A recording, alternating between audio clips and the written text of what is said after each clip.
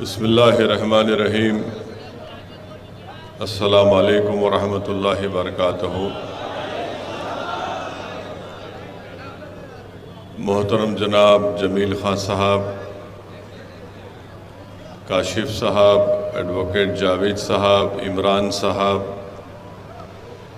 शे नशीन पर तशरीफ़ फरमा राजस्थान मजलिस इत्तेहादुल मुस्लिमीन के मेरे तमाम ज़िम्मेदारान और रुफ़क़ा, मोअज़्ज़िज़ हाज़रीन इकराम, मेरी इज़्ज़तदार माँ और बहनों, मेरे ग़यूर नौजवान साथियों, मैं आप तमाम का बेहद शुक्रगुज़ार हूँ कि आपने अपना कीमती वक्त निकाल कर आज के मजलिस इत्तेहादुल मुस्लिमीन की इस मीटिंग में शिरकत की।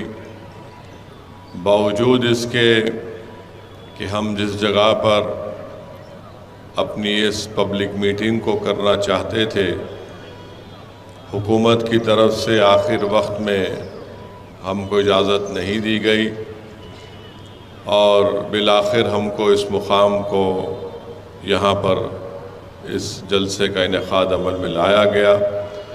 मैं आपका बेहद शुक्रगुज़ार हूँ कि आपने अपना वक्त निकाल कर आज यहाँ पर आया और आपकी मौजूदगी यकीनन हम तमाम के हौसलों को बुलंद रखती है।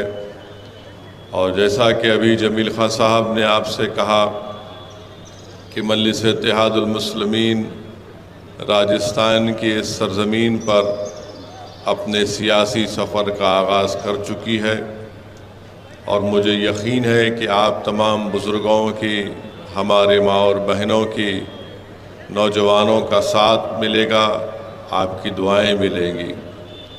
मेरे अज़ीज़ दोस्तों और बुज़ुर्गों, मैं आपसे सिर्फ यही बताना चाहता हूँ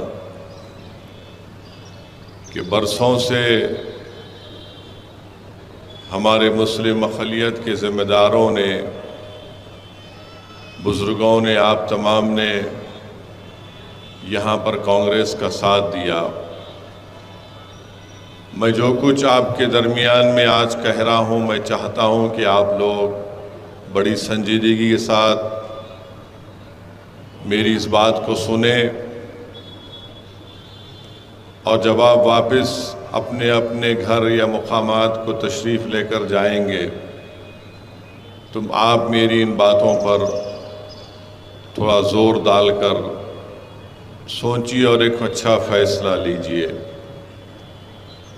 मजलिस इत्तेहादुल मुस्लिमीन की जानिब से हमने राजस्थान के मुसलमानों के ताल्लुक़ से एक रिपोर्ट भी तैयार की। उस रिपोर्ट को हमने मंजर आम पर लाया। यहीं जयपुर में माह रमज़ान में इस रिपोर्ट को रिलीज़ भी किया गया था, जिसमें एक्सपर्ट्स और माहिरीन ने उस रिपोर्ट को तैयार किया। वो रिपोर्ट इंटरनेट पर दस्तयाब है। मैं नौजवानों से, बुज़ुर्गों से अपील करूँगा कि आप उस रिपोर्ट को ज़रूर पढ़ें। वो रिपोर्ट ये बताती है कि राजस्थान में 3 अगर मुस्लिम बच्चे हैं तो उसमें से 1 बच्चे का वज़न अंडरवेट है, यानी 3 मुस्लिम बच्चों में से 1 मुसलमानों का बच्चा या बच्ची अंडरवेट है। उसका मतलब ये है कि जो उस उम्र में उसका वज़न होना चाहिए वो उससे कम होता है। दूसरा, उस रिपोर्ट में ये बात सामने आई कि 21% जो मासूम बच्चे हैं वो वेस्टेड हो जाते हैं, यानी जो अपना वज़न इतना खो देते हैं कि दोबारा उनका वज़न वापस नहीं आता, जिसको वेस्टेड कहते हैं। और 35% बच्चे ऐसे हैं जो स्टंटेड हैं। ये उस रिपोर्ट में ये फाइंडिंग्स आई हैं। उसमें ये भी बताया गया कि जो राजस्थान में मुसलमान ओबीसी हैं उनमें इलिटरेसी रेट यानी खवानगी का जो तनासुब है वो हमारे शेड्यूल्ड ट्राइब भाइयों से ज़्यादा है, इलिटरेसी का तनासुब। और राजस्थान के मुसलमान दूसरी रियासतों के मुसलमानों से बैकवर्ड हैं। इसके बावजूद भी हम पर इल्ज़ाम लगता है कि हम फलां टीम हैं, इनके लिए कर रहे हैं, उनके लिए काम कर रहे हैं। राजस्थान में हायर लेवल ऑफ एजुकेशन में सबसे ज़्यादा ड्रॉप आउट रेट है मुसलमानों का। एनरोलमेंट जो मुसलमानों का है वो हमारे दलित और शेड्यूल्ड ट्राइब के भाइयों से कम है। माने पूरे स्कूलिंग के अगर आप पहली जमात से फर्स्ट क्लास से 8, 9, 10 तक 11 तक देखें तो सबसे कम एनरोलमेंट होता है। राजस्थान में मुसलमानों की आबादी 9% और हायर एजुकेशन में एनरोलमेंट होता है सिर्फ 2%। ये इस रिपोर्ट में ये बहुत सी बातें सामने आई। मिसाल के तौर पर अगर कोई मुसलमान अपनी बहू को, अपनी वाइफ को या अपनी बेटी को डिलीवरी के लिए अस्पताल लेकर जाता है तो उसको कम से कम 4,300 रुपये खर्चना पड़ता है, जो तमाम दीगर बरादरियों से ज़्यादा अखराजात उनको खर्चा करना पड़ता है। उसमें यह भी मालूम हुआ कि राजस्थान में मुसलमानों के 60% बच्चे एनीमिक हैं, यानी जिस्म में उनके खून की कमी है। पूरे मुसलमानों को देखा जाए तो सबसे गरीब मुसलमान है। मेरे अजीज़ दोस्तों और बुज़ुर्गों, ये तमाम आदाद व शुमार आपको ये बताती हैं कि आपका बुरा हाल है, और ये इसलिए किया जा रहा है क्योंकि आपके पास, राजस्थान के मुस्लिम अल्पसंख्यक समाज के पास उनकी कोई सियासी लीडरशिप नहीं है। अगर आपकी सियासी लीडरशिप होगी, आपकी एक आज़ाद सियासी लीडरशिप होगी तो यकीनन ये तमाम तकालीफ का सामना आपको नहीं करना पड़ेगा, क्योंकि आपकी एक आवाज़, एक सियासी नेता होगा, लीडरशिप होगा जो इन नाइंसाफ़ियों के ख़िलाफ़ आवाज़ उठाएगा। मगर आपके पास, आप बोलेंगे कि नहीं हमारे पास 9 मुस्लिम MLA हैं, ये 9 रतन है, ये लीडर नहीं है आपके। ये तमाम के तमाम 9 रतन है, ये कभी मुंह नहीं खोल सकते। इनकी ज़बानों पर अशोक गहलोत का ताला लगा हुआ है। जुनैद और नसीर के वाक़े में उनको किडनैप करके हरियाणा ले जाकर जिंदा जला दिया गया। ये 9 रतनों में इतनी हिम्मत नहीं थी कि जुनैद और नसीर के बारे में कुछ बोल सके। जाना तो दूर की बात, मुझे यहाँ से जमील खान ने फ़ोन किया, इमरान साहब ने कहा कि सर आपको आना पड़ेगा, घाटमीठा जाना है। हमने कहा आएंगे। मैं गया जुनैद और नसीर के गांव को, वहाँ पर मुलाकात, उनके घर वालों से मुलाकात हुई। मुख्यमंत्री को बार बार याद दिलाना पड़ा अशोक गहलोत साहब को कि आप जाइए। बड़ी मुश्किल से वहाँ पर पहुँचे। अब जुनैद नसीर के पास आप देखिए कि उसमें भी डिस्क्रिमिनेशन, उसमें भी तासुबियत का मुजाहरा किया गया। कन्हैया लाल की मौत हुई, हम उसकी मजम्मत करते हैं, कंडेम करते हैं। कन्हैया लाल को मारने वाले टेररिस्ट हैं, मैं मानता हूं।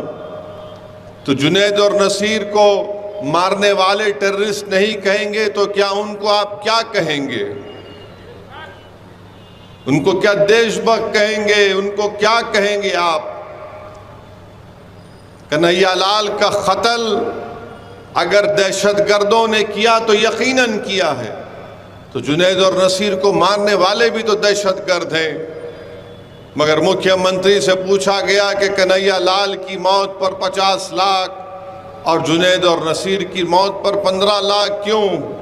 तो कहा नहीं, कन्हैया लाल को दहशतगर्दों ने मारा, आतंकवादियों ने मारा। मुझे समझ में नहीं आया अशोक गहलोत साहब, आपके पास आतंकवादी का डेफिनेशन क्या है? इंसान तो इंसान होता है, चाहे वो किसी समुदाय का हो, किसी मजहब का हो, किसी जात का हो, इंसान का कत्ल हुआ है। मगर उस पर भी आप देखते हैं कि कांग्रेस की सरकार ने एक दोहरा रुख अख्तियार किया।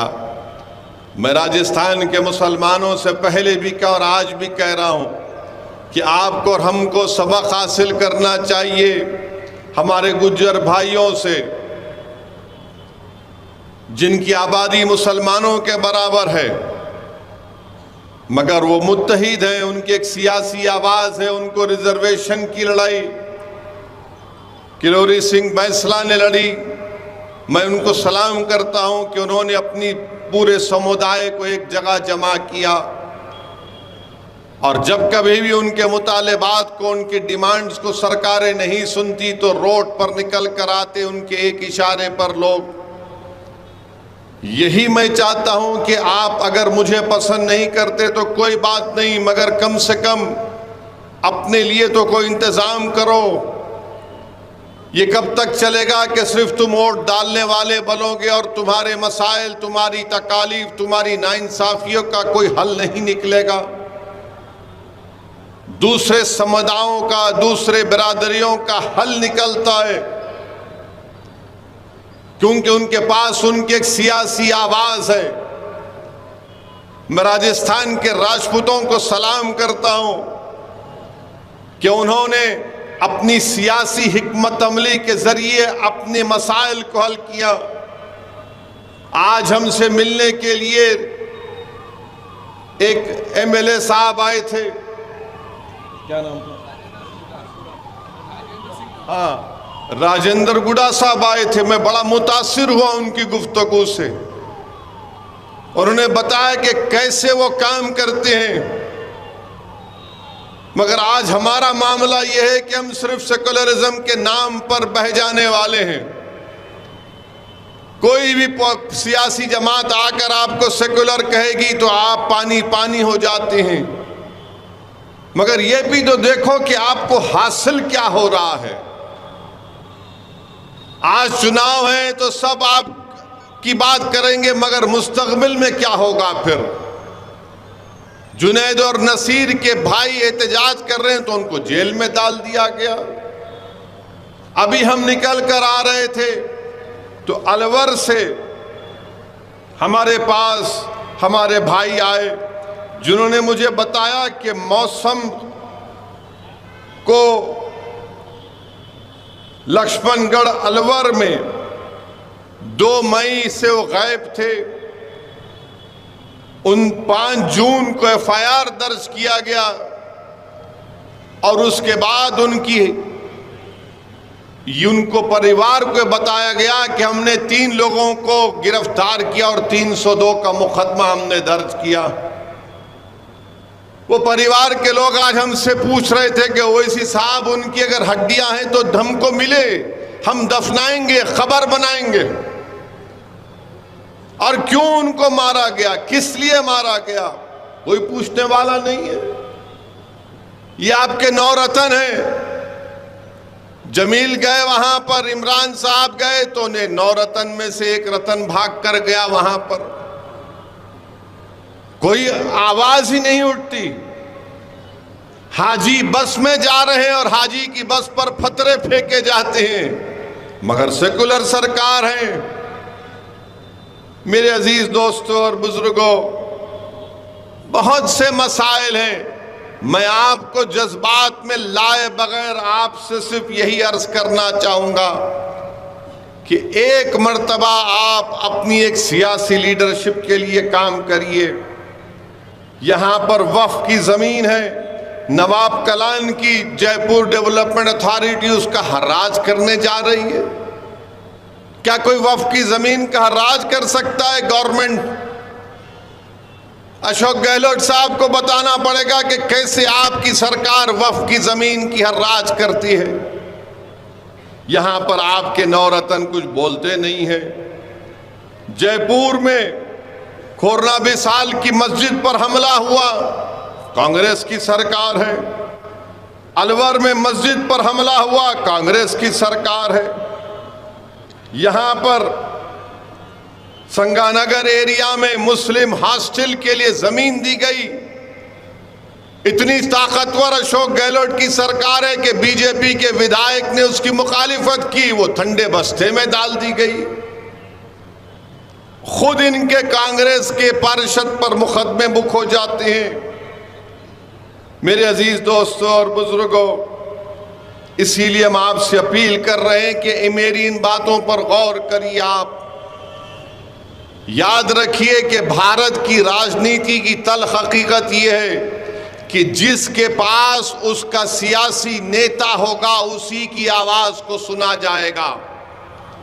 अगर आप ये समझ रहे हैं कि नहीं कांग्रेस है, कांग्रेस है, कांग्रेस मुंह नहीं खोल सकती। कांग्रेस को सिर्फ धोखा देना आता है मुसलमानों को। अब आप बताइए कि रिजर्वेशन क्यों नहीं दिया जाता मुसलमानों को?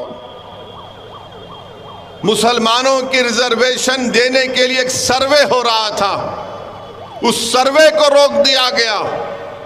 क्यों? बीजेपी ने इनको डराया कि सर्वे कराएंगे, तो अशोक गहलोत ने सर्वे को रुका दिया। और यही कांग्रेस के नेता कर्नाटका के इलेक्शन में कहते हैं कि ओबीसी का सर्वे होना चाहिए। अरे अगर ओबीसी का सर्वे होना चाहिए तो हम भी चाहते हैं, मगर राजस्थान में जो मुसलमान ओबीसी उनका सर्वे क्यों नहीं होगा?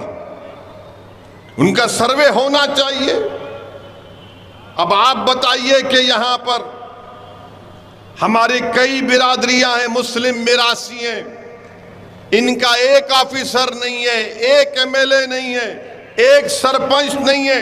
2021 में राजस्थान के हाईकोर्ट ने कहा कि इनके एप्लीकेशन पर गौर करके फैसला लो, मगर कांग्रेस की सरकार फैसला नहीं लेती। आप बताइए कि मगनियार है, लंगा है, दादी है, दमानी है, बैती है, बारात है, नगरची है, मेवाती है, मेयो है। इस पर ना तो मोदी बात करते हैं, ना राहुल बात करते हैं, ना अशोक गहलोत बात करते हैं। इनको रिजर्वेशन क्यों नहीं दिया जाता? पसमानदगी की बुनियाद पर, सोशल एजुकेशनल बैकवर्डनेस की बुनियाद पर रिजर्वेशन मिलना चाहिए। मजहब के नाम पर हम नहीं कह रहे। मैं रिजर्वेशन की बात आपसे कर रहा था। मेरे अजीज दोस्तों और बुजुर्गों, पसमानदगी की बुनियाद पर इन तमाम पसमानदा मुसलमानों को राजस्थान की सरकार को रिजर्वेशन देना चाहिए।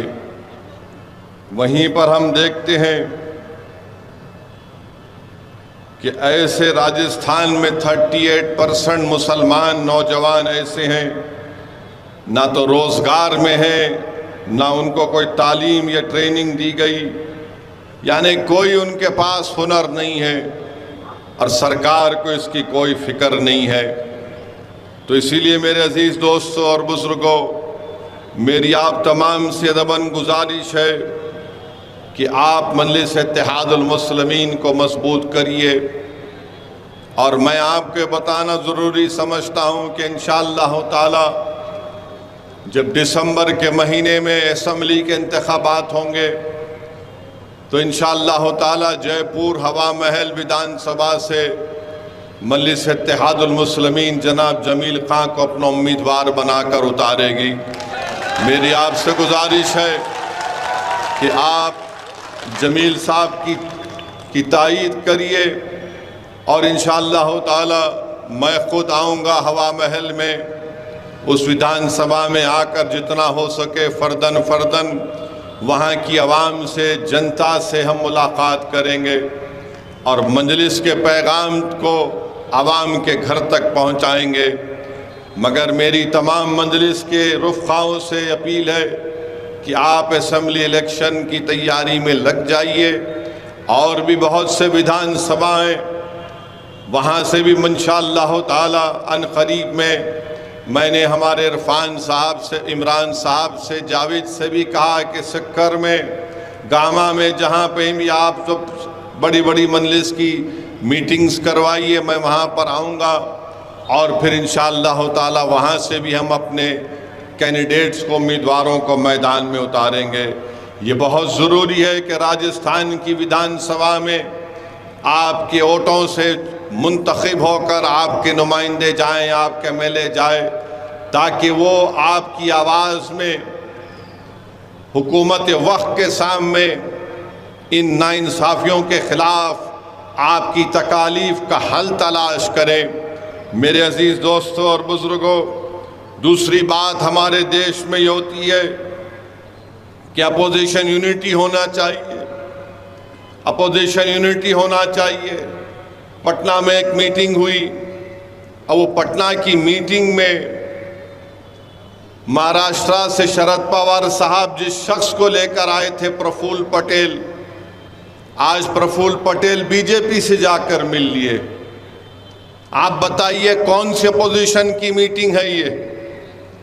जिसको आप बुला रहे हैं, जो आपके साथ बैठकर बातें कर रहा है, वो चंद दिन के बाद आज बीजेपी की तायीद करता है महाराष्ट्र में। मगर इसके बावजूद भी कांग्रेस के लोग सेकुलरिज्म का सर्टिफिकेट बांटते हैं कि ये सेकुलर है, ये कम्युनल है, ये बी टीम है, वो फलां टीम है। हम कांग्रेस से और ये तमाम नाम निहाद सेकुलर पार्टी से कहना चाहेंगे कि कभी अपने गिरबान में झांक कर देख लो। तुम्हारी तारीख भरी पड़ी हुई है कि तुमने कैसे कैसे धोखे दिए हैं। आज तुम जिसको बुलाते हो उसी की पार्टी का आदमी बीजेपी के गोद में बैठा है, मोदी के गोद में बैठ जाता है। अब आप बताइए, फिर मजलिस पर इल्ज़ाम लगाते हैं हमको नहीं बुलाया गया। क्यों नहीं बुलाया गया? क्योंकि मजलिस इनके सामने सच्चाई को बयान करती है। आज आप मीडिया में देखिए कि हर अपोजिशन पार्टी के नाम निहाद सेकुलर पार्टी के लोग रो रहे हैं कि बीजेपी ने राष्ट्रवादी कांग्रेस के एमएलए को तोड़ दिया। आपके 40 एमएलए टूटकर भाग गए तो वो गलत है, मगर बिहार में मजलिस के 4 एमएलए को आपने खरीद लिया तो वो सच है। बिहार में हमने अपने खून पसीने से सीमांचल की सरजमीन पर, वहां की आवाम पर लाखों सलाम, उन्होंने मेहनत की और मजलिस के 5 एमएलए को कामयाब किया। तो यही लालू और नीतीश और ये कांग्रेस के लोग मिलकर 4 मजलिस के एमएलए के ज़मीर को खरीद लिए। और जब उनसे पूछा गया ये क्यों हुआ तो कुछ नहीं बोले। आज वो काम बीजेपी महाराष्ट्र में करती है। तो ये तमाम के तमाम मीडिया में आकर रो रहे हैं, पुकार रहे हैं। याद रखो, अगर बिहार में जो मजलिस के एमएलए से हुआ गलत है तो फिर महाराष्ट्र में जो हुआ वो गलत होगा। नहीं तुम करोगे तो अच्छा और दूसरा करेगा तो गलत। ये इनका नाटक है, ये इनकी पॉलिसी है कि मीटिंग में जिसको बुलाकर बिठाती है। आज प्रफुल्ल पटेल साहब बीजेपी की तायीद कर रहे हैं। ये तुम्हारा अपोजिशन यूनिटी है। अरे छोड़ो, ये सर्टिफिकेट बांटने की दुकान बंद करो। तुमको अगर बीजेपी को रोकना है तो आइडियोलॉजी की बुनियाद पर रोको। बीजेपी से मुकाबला करना है तो एक एजेंडा बनाओ। ये नहीं हो सकता कि नहीं हम जो करेंगे वो सच है और दूसरों को, सबको गुलामों की तरह आपके सामने सर झुकाकर खड़ा होना पड़ेगा। ये नहीं होने वाला है। अब आवाम बेदार हो चुकी है, नौजवान बेदार हो चुका है। तुम सिर्फ झूठ बोल बोल कर मुस्लिम अक़लियत का वोट तो ले लेते हो, मगर उसके बाद तुम बीजेपी को हरा नहीं पाते। मेरे अजीज दोस्तों और बुजुर्गों, इतने वाकयात आपके सामने राजस्थान में हो रहे, मगर बीजेपी के खिलाफ इनको बोलने की हिम्मत नहीं होती है। कांग्रेस पार्टी में ये नवरत्न बैठे हैं, इनको मुंह नहीं खोला जाता, इनको मुंह खोलने की इजाजत नहीं है।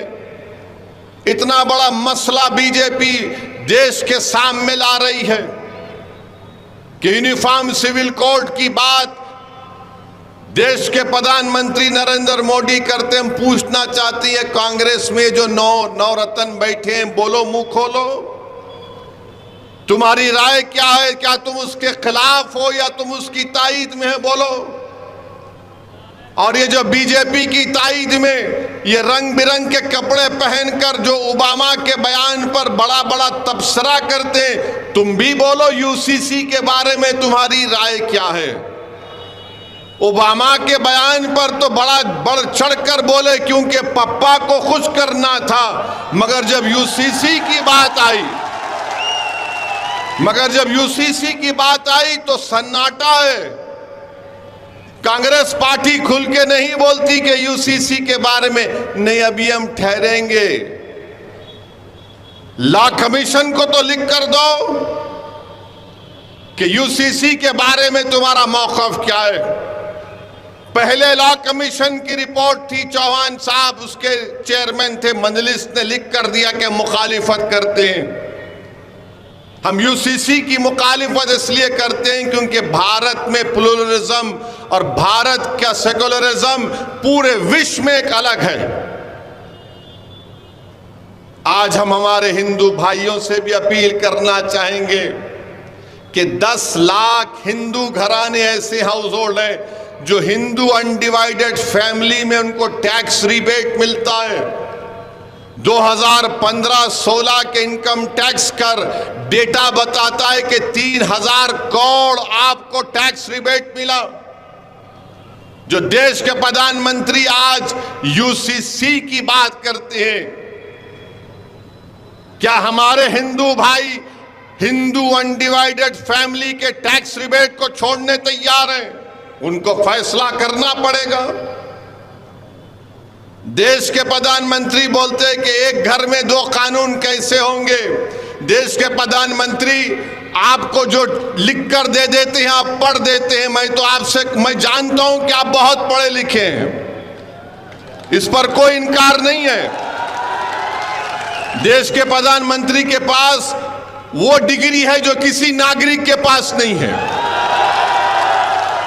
देश के प्रधानमंत्री के पास एंटायर पॉलिटिकल साइंस की डिग्री है। तो देश के प्रधानमंत्री को हम बताना चाह रहे हैं कि एक घर में 2 कानून, तो संविधान में कंकरेंट लिस्ट क्या है, यूनियन लिस्ट क्या है, स्टेट लिस्ट क्या है? प्रधानमंत्री अगर आप देख लेते तो मालूम होता। नहीं, एक घर में 2 कानून कैसे चलेंगे? प्रधानमंत्री union list, state list, concurrent list. प्रधानमंत्री को सिर्फ 44 से मोहब्बत है। प्रधानमंत्री ये जानते नहीं है या नहीं जानते नहीं मालूम कि डायरेक्टिव प्रिंसिपल 19 है और उस 19 में शेल एंडेवर का वर्ड सिर्फ यहां पर इस्तेमाल हुआ। एंडेवर के माने क्या है अंग्रेजी में? कि कोशिश करो। यहां पर प्रधानमंत्री वो भी उसको चाप लेते हैं। डायरेक्टिव प्रिंसिपल में शराब का पाबंदी आयत की बात की गई।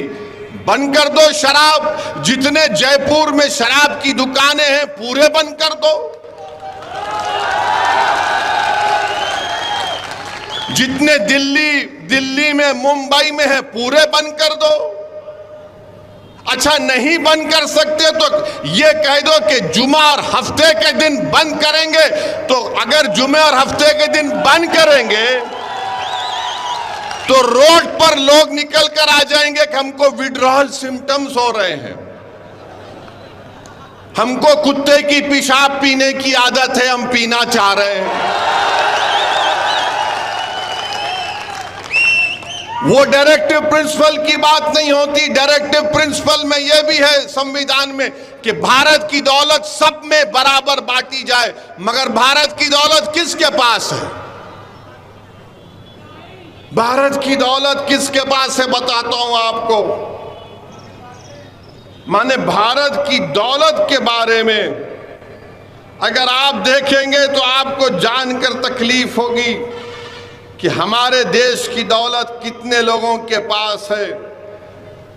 50 लोग 55 लोगों के पास 60% भारत की दौलत है।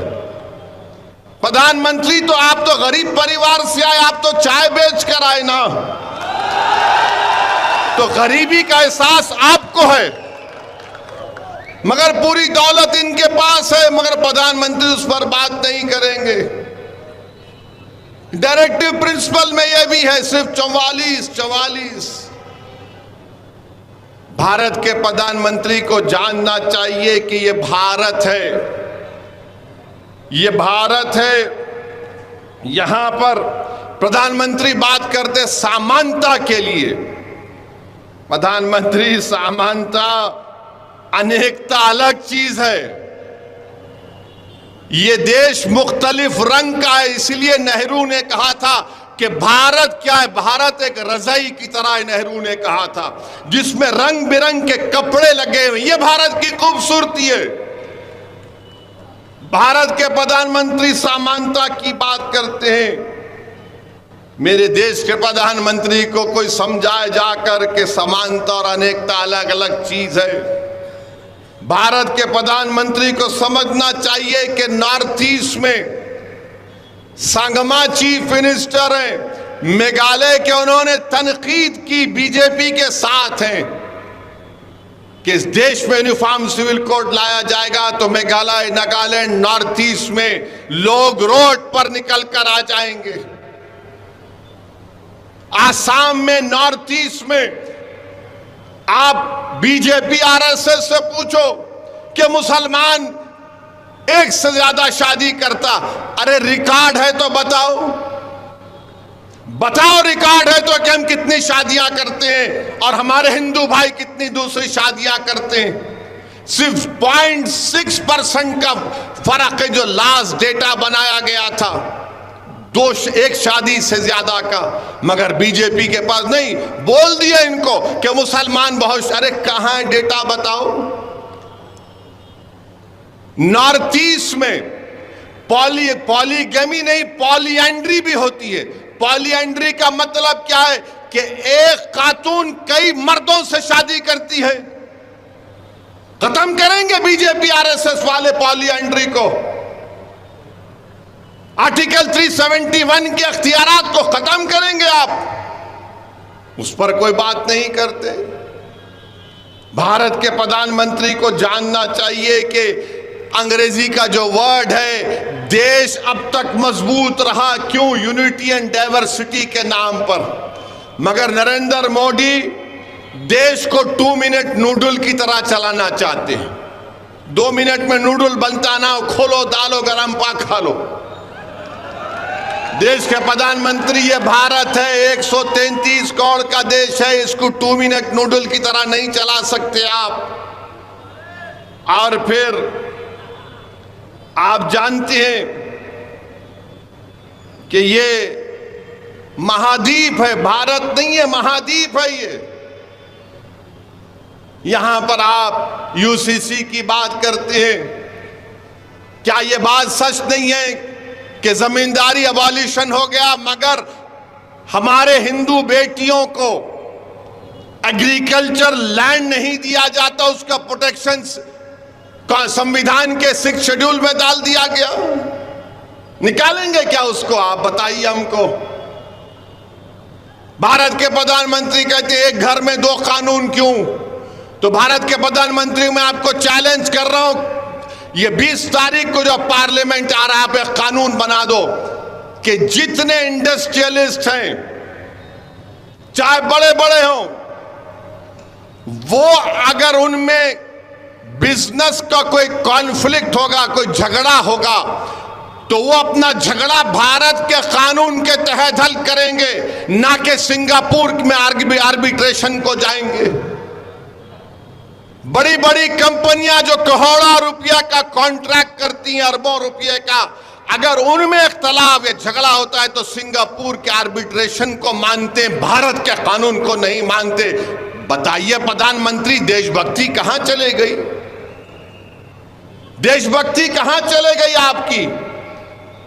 आर्बिट्रेशन सिंगापुर का होगा, देश का नहीं हो सकता क्या? आप बैन लगा दीजिए, सिंगापुर का आर्बिट्रेशन नहीं, देश का होगा। आप बताइए मेरे अजीज दोस्तों और बुजुर्गों, यूसीसी क्यों लाना चाहती हैं? यूसीसी क्यों लाना चाहती हैं? अरे हम जब बात किए हम इसके खिलाफ हैं, तो बीजेपी के चीफ मिनिस्टर बोल दिए ओवैसी जिन्ना की जहनियत का है। मैं उस शख्स को कहना चाह रहा हूं कि तुम में इतनी इंटेलेक्चुअल कैपेसिटी नहीं है, तुम मेरे दिमाग का मुकाबला नहीं कर पाओगे। तुमको बचपने से सिर्फ 3 चीजें डाली गई। क्या डाली गई? दाढ़ी वाला दिखा जीना, या मुगल, या हिजाब, बस। चौथा तुमको आता ही नहीं है। अरे दुनिया को खुलकर देखो, ये तुम्हारे दिमागों पर जो निकाब है ना, निकालो नफरत का। 75 साल की आजादी का अमृत उत्सव मना रहे हैं, मुसलमान दिखते कि जिन्नावादी है, तुम क्या गोडसेवादी हो? हम पूछ रहे हैं, सवालात उठा रहे हैं। यूनिफॉर्म सिविल की एक्सा सिविल कोड की बात करती है। आप बताइए क्या एक डायरेक्टिव प्रिंसिपल आर्टिकल 25 और आर्टिकल 29 का फंडामेंटल राइट छीन सकता? नहीं छीन सकता। Right to culture unfettered fundamental right है मेरे लिए। यकीनन मैं मुसलमान हूं और भारत का नागरिक हूं। जिस तरह नरेंद्र मोदी हिंदू है और भारत के नागरिक है, मैं भी मुसलमान हूं और भारत का नागरिक हूं। जिस तरह उनको फख्र है अपने भारतीय होने का, मुझे भी फख्र है। सुनिए सुनिए सुनिए सुनिए, बात आपको सुनना जरूरी है। अगर कोई हमारा हिंदू भाई मंदिर को जाता है तो मैं मस्जिद को जाता हूं। जिस तरह भारत के प्रधानमंत्री जाते हैं, मैं भी मस्जिद को जाता हूं। मुझे अल्लाह ने कहा कि यतीमों का माल मत खाओ, उन पर रहम करो, हम सुनते हैं। मुझे अल्लाह ने कुरान में कहा निकाह करो, मगर एक अगर ज्यादा करना है तो एक से करना अच्छा, इंसाफ करना पड़ेगा, हम मानते हैं। मेरे दीन ने मुझसे कहा, मुझे दीन ने मुझे बताया तो मैं चलता हूं। आपको इतनी तकलीफ क्यों हो रही है उस पर? अगर आपको इख्तियार हासिल है अपने मजहब पर चलने का और आपकी भारत से मोहब्बत पर कोई शक नहीं किया जाता, तो मेरी मोहब्बत पर शक किस बुनियाद पर? किस बुनियाद पर बताइए आप? मगर नहीं, दिमागों में डाल दिया गया।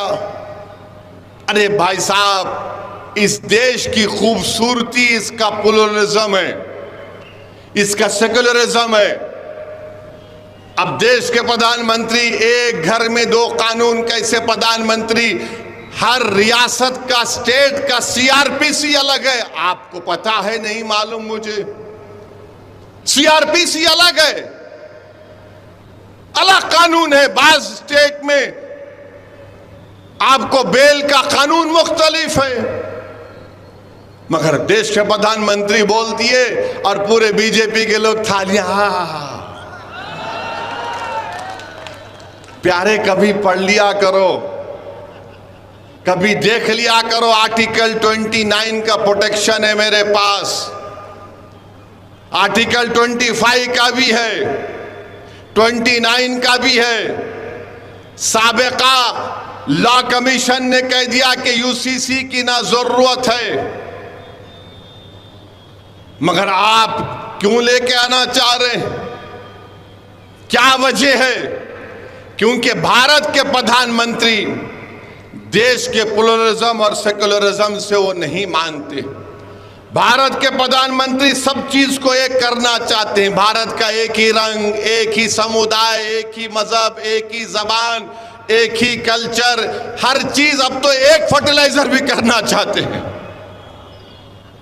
भारत के प्रधानमंत्री, ये देश एक है और एक रहेगा, मगर इस देश में बसने वाले 130 करोड़ जनता हजारों तहजीबें, हजारों मजहब को मानने वाली, ये इस देश की खूबसूरती है। मगर भारत के प्रधानमंत्री को अनेकता से बड़ी नफरत है। भारत के प्रधानमंत्री अनेकता को नहीं मानते। देश के प्रधानमंत्री, जान लीजिए कि ये महाद्वीप है।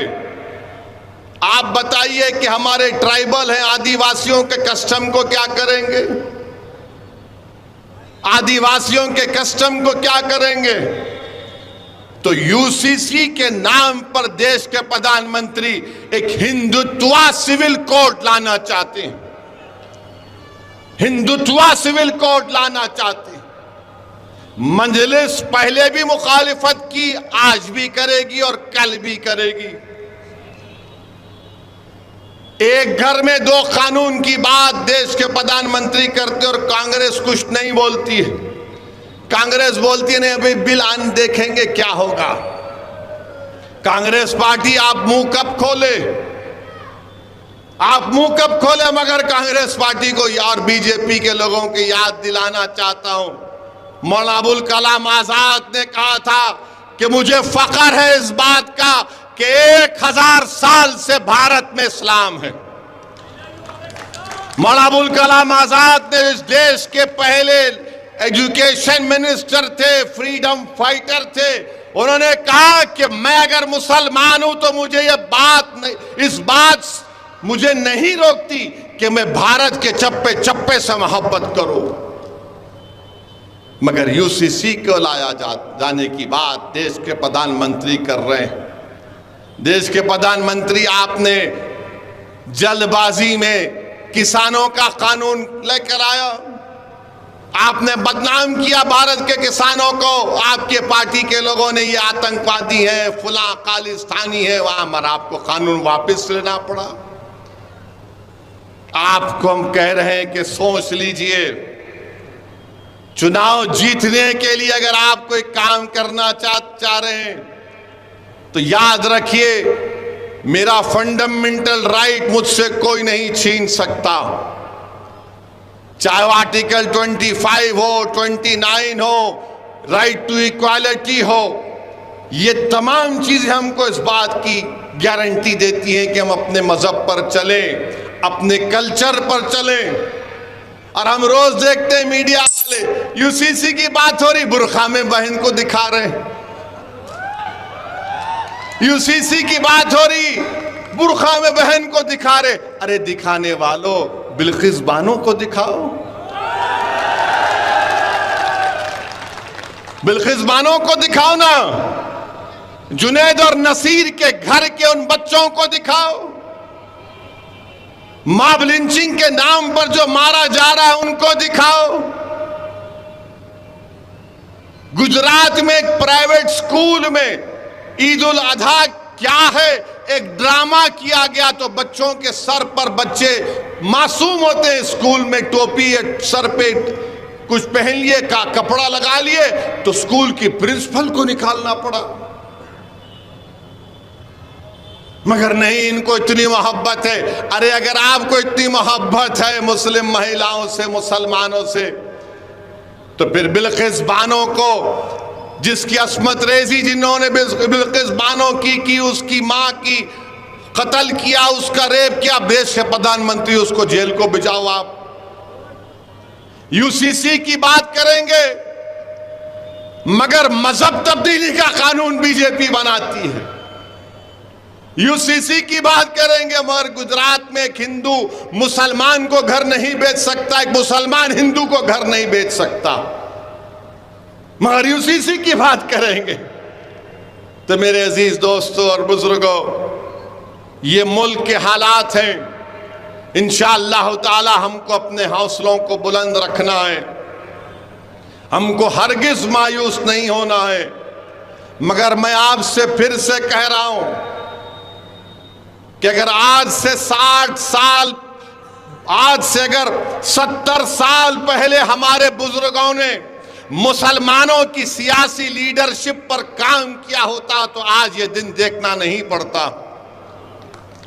अगर आज आप रो रहे हैं कि बाबरी मस्जिद शहीद कर दी गई, बाबरी मस्जिद चली गई, अगर आज आप रो रहे हैं कि फसादात और जुनैद और नसीर को मार दिया गया, अगर आज आप कह रहे हैं कि यूसीसी के बाद अरे फिर 70 साल पहले यह फैसला क्यों लिया गया था कि भारत की राजनीति में मुसलमानों की कोई सियासी लीडरशिप नहीं होगी, क्यों लिया था, किसने लिया था, बताओ, लेने वालों बताओ, तुमने फैसला क्यों लिया था? अगर आज तुम वो फैसला नहीं लेते तो भारत के मुसलमानों की एक सियासी लीडरशिप होती। ना तुम सियासी लीडर बने, ना तुम किसी को बनने देना चाहते हो। तुम यही समझते रहे कि नहीं ये सेकुलर, अरे कौन सेकुलर है, बताओ मुझे, बताओ सेकुलरिज्म के माने क्या है? जो संविधान में सेकुलरिज्म लिखा हुआ है मैं मानता हूं और मानता रहूंगा, मगर जो सियासी सेकुलरिज्म है वो ठगने के लिए इस्तेमाल होता है, धोखा देने के लिए इस्तेमाल होता है। आज आप बताइए कि आज हिंदुस्तान टाइम्स अखबार की रिपोर्ट है, देश के प्रधानमंत्री अशोक गहलोत को उस रिपोर्ट को पढ़ना चाहिए कि जो मुसलमानों में अपर कास्ट हैं उनकी हालत हमारे हिंदू ओबीसी से भी कम है, उनकी हालत हिंदू ओबीसी से कम है। मगर आज वो लोग आएंगे, चुनाव जैसा आएगा तो बोलेंगे नहीं ओवैसी सिर्फ जज्बाती तकरीर करता है। अरे मैं तकरीर करता हूं तो फैक्ट सामने रखता हूं, सच्चाई को सामने रखता हूं, मगर आप सिर्फ अपने फायदे के लिए गुलामी करते हैं। मैं अपने फायदे के लिए नहीं लड़ रहा हूं, मैं मजलूमों के फायदे के लिए लड़ रहा हूं। अगर मुझे अपने फायदे के लिए करना होता तो मैं हैदराबाद से निकलकर राजस्थान नहीं आता। अगर मुझे अपने फायदे के लिए करना होता तो मैं हैदराबाद से निकलकर जुनैद और नसीर के घर को नहीं जाता। अगर मुझे अपने फायदे के लिए करना पड़ता तो भारत के कोने कोने में नहीं जाता मैं। अगर मुझे अपने फायदे के लिए करना होता तो मेरी गाड़ी पर 6 गोलियां चलाई गई, मैं घर में बैठ जाता, मगर मैं नहीं बैठा। तो मैं ये इसलिए नहीं कह रहा हूं कि आपसे थाली या सीटी की दाद हासिल करूं। मैं तुम्हारे थालियों का तारीफ का मोहताज नहीं हूं, मैं अल्लाह का मोहताज था और अल्लाह का मोहताज रहूंगा। मैं आपको सिर्फ ये बता रहा हूं, मैं बता रहा हूं कि फर्क को महसूस करो, तुम फर्क को महसूस करो। नौजवानों, मुस्तकबिल तुम्हारा है, मुस्तकबिल आपका है, हमारे नौजवान बेटियों का, बेटों का मुस्तकबिल है। जो लोग 60 साल के हो गए उनका मुस्तकबिल नहीं है। जो 18 साल के हैं, 22 साल के, 25 साल के, कल तुम भारत को लेकर आगे बढ़ोगे। भारत के फैसले तुम्हारे कंधों पर रखकर किए जाएंगे। अगर तुम तैयार नहीं होगे तो फिर क्या होगा? तुम सिर्फ अगर थाली मारोगे और सेकुलरिज्म के नाम पर कोई मौलाना मस्जिद में बोल देंगे चुनाव आ रहे हैं, सेकुलर पार्टी को वोट दे दो, उसके बाद क्या होता है? चुनाव हो जाते और जुल्म जारी रहता, जुल्म खत्म नहीं होता, नाइंसाफी खत्म नहीं होती।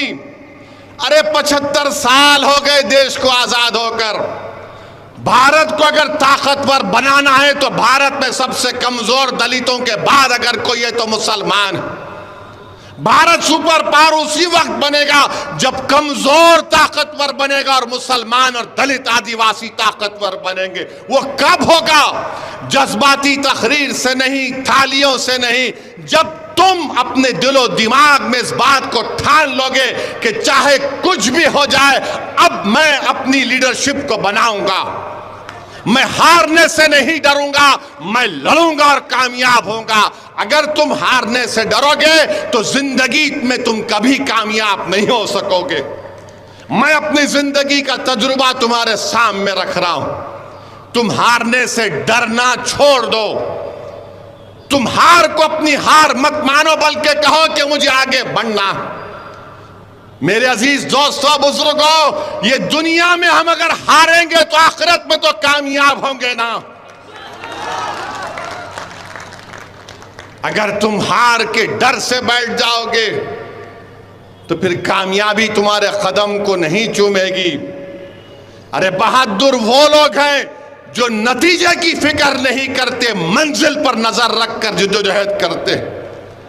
आपको अपनी सियासी लीडरशिप बनाना है। एक मजलिस का जलसा जयपुर में नहीं होने के लिए पूरी अशोक गहलोत की सरकार परेशान हो जाती है। मुझे उसकी फिक्र नहीं है कि जलसा यहां पर हुआ, और भी होंगे, और भी होंगे, मैं आऊंगा। मेरा कोई काम नहीं है सिवाय मजलिस के काम करने के। मेरे अजीज दोस्तों और बुजुर्गों, कांग्रेस के लोग बड़ी बड़ी बातें कर रहे हैं, वो ऐसा ऐलान कर दिए, वो फुला कर दिए। अरे भाई साहब, क्या हमको नजर नहीं आता कि आपके पार्टी में क्या हो रहा है? आपकी पार्टी में कितने लोग तैयार बैठे हैं? आप ही के घर में कितने लोग मौके के इंतजार में हैं? हमसे भी बात करते हैं, हमने कहा अभी रुक जाइए, टाइम पर बताएंगे। मगर मेरे अजीज दोस्तों और बुजुर्गों, यकीनन इस मुल्क में फिरका परस्ती को रोकना है। यकीनन देश के सेकुलरिज्म को, इसकी खूबसूरती को, अनेकता को बरकरार रखना है। मगर ये जिम्मेदारी सिर्फ हम मुसलमानों की नहीं। अगर अशोक गहलोत के बेटे लोकसभा का चुनाव हार गए तो क्या वैसी जिम्मेदार है? मैं जिम्मेदार हूं, थोड़ा बताइए आप। अगर उनके एक साथी नाराज हैं तो क्या मैं जिम्मेदार हूं उसका? मेरे अजीज दोस्तों और बुजुर्गों, डराएंगे आपको बीजेपी का नाम लेकर,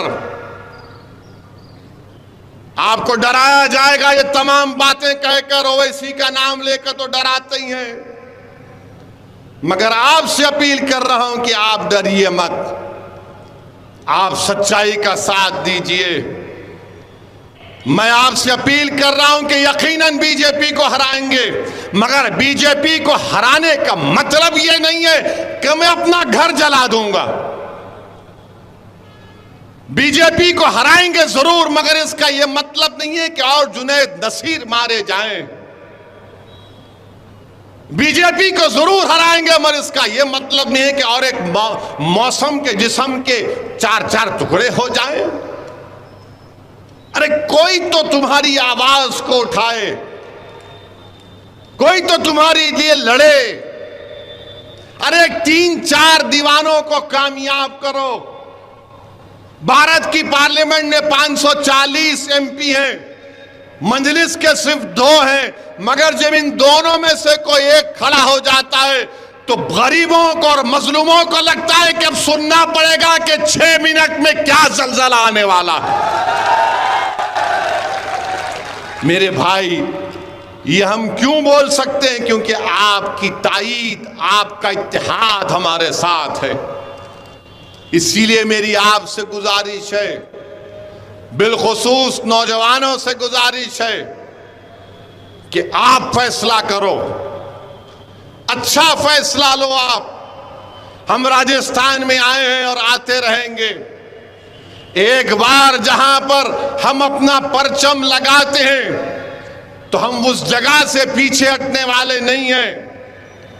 और मुझे यकीन है कि राजस्थान की जनता, राजस्थान की आवाम, राजस्थान के गरीब और मजलूम लोग मजलिस के पैगाम को समझते हैं।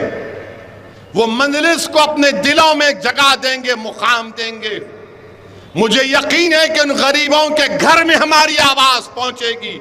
मुझे यकीन है कि अल्लाह सुब्हानहू तआला आपके दिलों में मजलिस की मोहब्बत को पैदा करेगा, और वो मोहब्बत एक सियासी लीडरशिप के रूप में बनेगी यहां पर इंशाअल्लाह।